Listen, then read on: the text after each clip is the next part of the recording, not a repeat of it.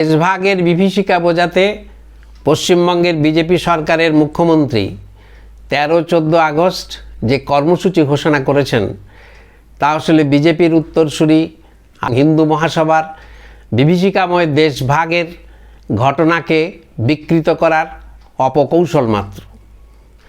দেশভাগ ভারতবাসী চাননি।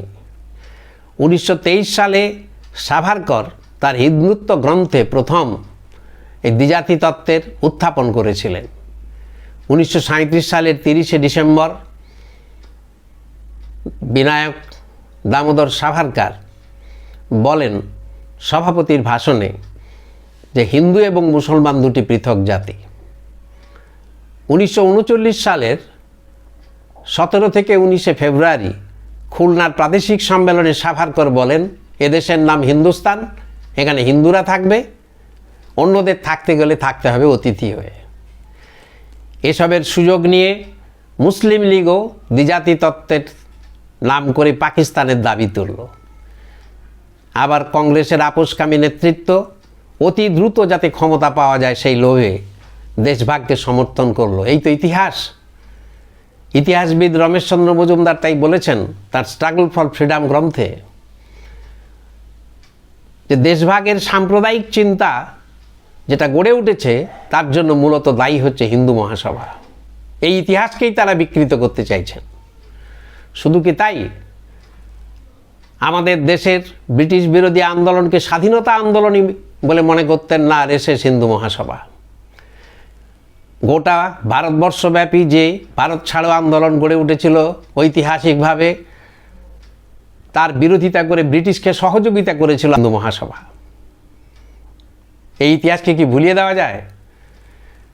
আমাদের দেশের শ্রেষ্ঠ স্বাধীনতা সংগ্রামী নেতাজির অবমাননা করে চলেছেন বিজেপির নানান স্তরের নেতৃত্ব।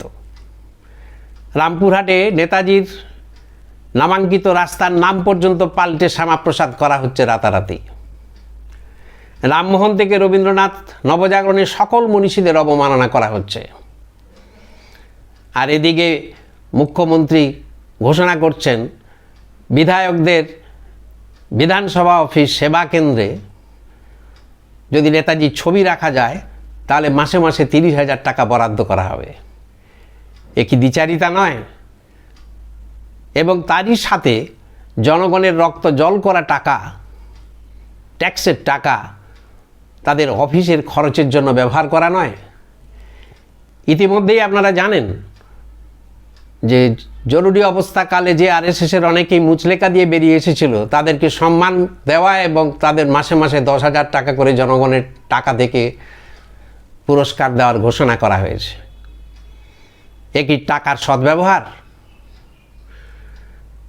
তাই আমাদের দাবি এইভাবে দেশের ছাত্র যুবকদের তারা দেশপ্রেম এবং জাতীয়তাবাদের পাঠ দিতে পারে না। ইতিহাসকে বিকৃত করার দ্বারা এটা দেওয়া সম্ভব নয়। ফলে আমরা এর প্রত্যাহার করার দাবি জানাচ্ছি, তাদের সিদ্ধান্ত পরিবর্তন করার দাবি জানাচ্ছি।